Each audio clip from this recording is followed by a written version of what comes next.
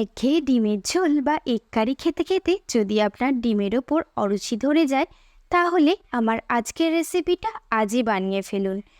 নমস্কার বন্ধুরা, ডোনার রান্নাঘরে আপনাদের সকলকে স্বাগত জানাই। প্রথমে এর জন্য আমি বেরেস্তা বানিয়ে নেব। তার জন্য কড়াই 2 চামচ সাদা তেল, 1 চামচ ঘি দিয়ে সরু করে কাটা পেঁয়াজ তুলে দিয়ে লাল করে ভেজে নিয়ে বেরেস্তা বানিয়ে নিলাম।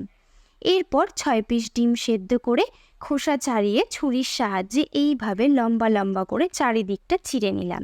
তারপর এর মধ্যে লবণ এবং লঙ্কার গুঁড়ো মাখিয়ে কড়াই অল্প সাদা তেল দিয়ে ডিমগুলোকে হালকা ভেজে তুলে নিলাম।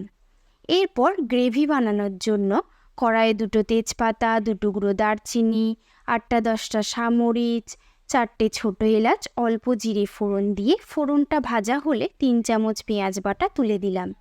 পেঁয়াজটা একটু ভাজা হলে তার মধ্যে 1 চামচ আদা রসুন বাটা, স্বাদ মতো লবণ, 1 চামচ জিরে গুঁড়ো, 2 চামচ কাজু বাটা, 1 চামচ লঙ্কার গুঁড়ো দিয়ে কষিয়ে 1 কাপ গরম দুধ দিলাম। এই সময়ের মধ্যে দিলাম অল্প মরিচ গুঁড়ো।